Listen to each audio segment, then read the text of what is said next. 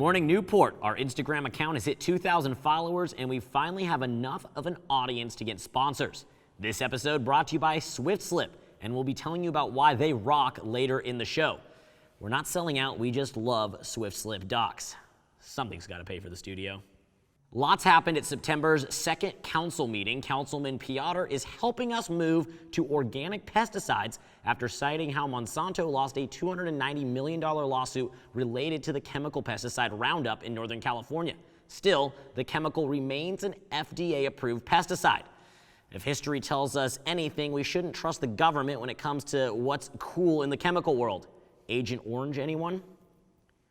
I really think we should err on the side of not spraying chemical pesticides at playgrounds. Unfortunately, Newport is still going to use it. The organic pesticide movement is only being used on one park as a trial run. If this doesn't seem like enough of an effort, please voice your concern to Councilman Piotr, though he has bragged that he doesn't listen to public opinion, so good luck. Councilman Muldoon was excited to announce that the city will begin using clever buoys in its apparent shark detection efforts. This technology uses sonar to detect sharks near the shore and then alerts lifeguards to the threat. Councilman Muldoon was surprised that every other nearby coastal city did not want to pay for this technology. No other city in the county, or they could not find another city that wanted this technology, which I thought was absurd. In other news, Newport is getting a water wheel. No, that's not a new ride at Wild Rivers. It is a self-sufficient trash collector that will help remove rubbish from the back bay. Let's take a look at this clean machine. The engineer behind the Baltimore water wheel is building one for Newport, and we can expect to see it in action in just a couple of years. Though late on the trend, we'll finally have something cleaning the bay that isn't doing it just for mandatory community service hours so they can pass high school.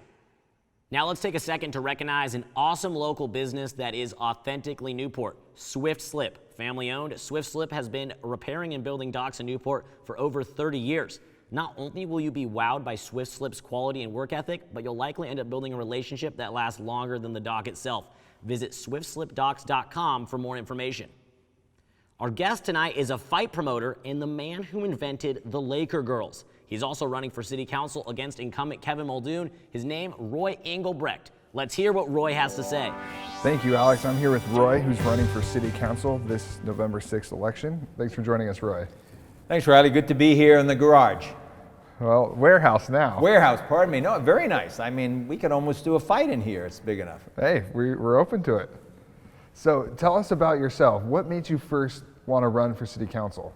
This town is very unique. It's a phenomenal town to live in, and that's why I'm running. I want to keep it because I have history in the community. I raised 2 kids in this town. I've been on the Park, Beach, and Recreation Commission 3 times.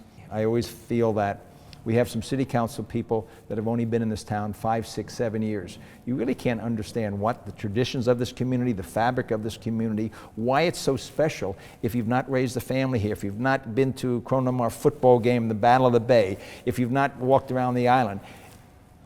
So you make decisions kind of in a vacuum if you haven't really loved this community. And I think some of the decisions that have been made by our city council is because they don't have that foundation. They don't have that fabric of what this community is about. We've had 4 years of some atrocious decisions by the city council.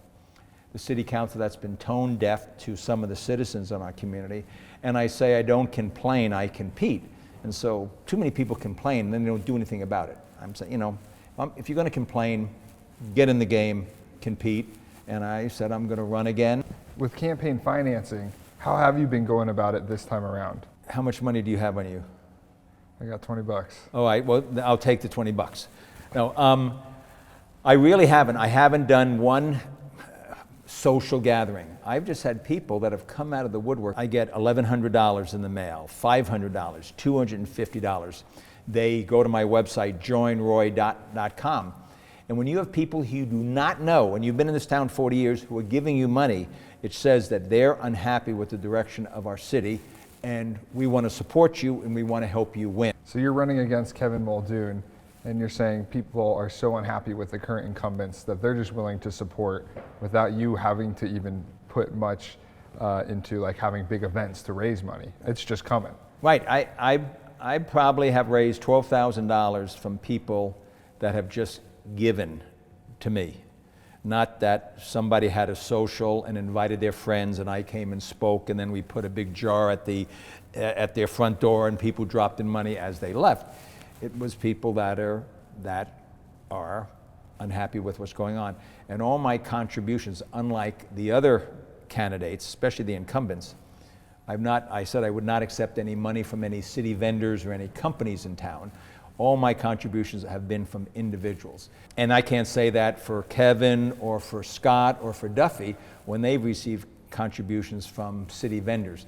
That to me is a little conflict of interest because common sense would say if you take $1,000 or $1,500 or $2,000 from an entity in the city and 2 years down the road that entity has an issue that comes before the city, I don't care if you're going to say, I'm impartial.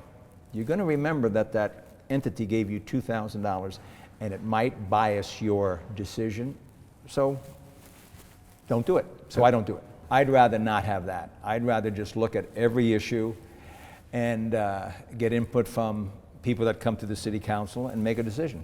Any final words you want to say to our audience about this upcoming election? You know, there was a 1995 movie called Apollo 13.